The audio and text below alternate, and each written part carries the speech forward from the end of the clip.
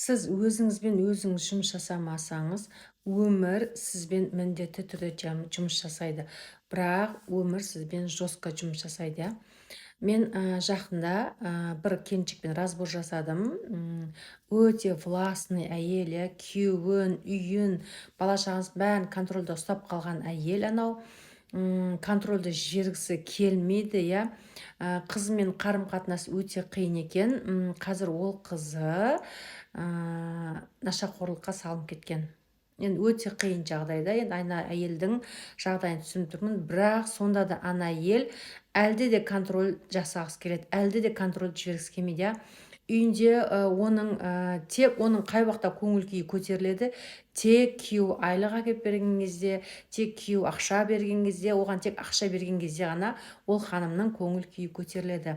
Бұл жерде бірінші орында құндылық, иә, отбасы емес, құндылық бала емес, құндылық ақша болып кеткен.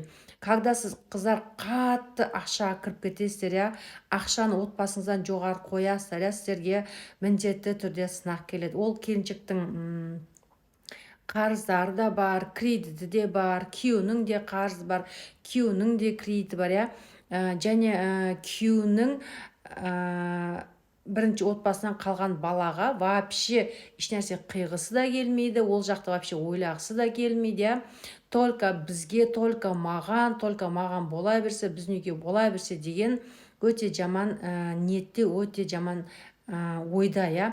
Қыздар, егер де сіз өзіңізбен жұмыс жасамайтын болсаңыз, өзіңіздің ойыңызды, мінезіңізді өзгертпейтін болсаңыз, өмірдің сізге келген сынақтарын түсінбейтін болсаңыз, онда сіздің оның жауабы өте қиын болады. Сол үшін пока кеш емес кезде, пока өзіңіздегі бір дұрыс емес нәрсені сезген кезде міндетті түрде өздеріңізбен жұмыс жасаңыздар. Себебі кез келген аурудың алдын алған дұрыс сияқты, кез келген проблеманың алдын алатын болсаңыздар, проблема басында басталғанда соны алдын алатын болсаңыздар, ары қарай сіздерге оңай болады. Әйел адам үшін, вообще адам үшін ешқандай контрольдің қажеті жоқ. Барлығы бір Алланың қолында.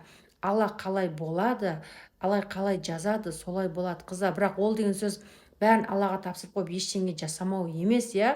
Аллаға сену керек, тапсыру керек, бірақ өзіңнің әрекетіңді, өзіңнің ниетіңді, өзіңнің мінезіңді, өзіңді барлық жағынан тәрбиелеп отыру керек, өзіңнің нәпсіңді тәрбиелеп отыру керек, иә. Еркекке осы үйдің басшы болуға рұқсат беру керек, иә. Сол кезде ғана сіз өзіңіздің әйелдік рөліңізге түскен кезде ғана сіздің өміріңізде барлығы керемет болады, қыздар.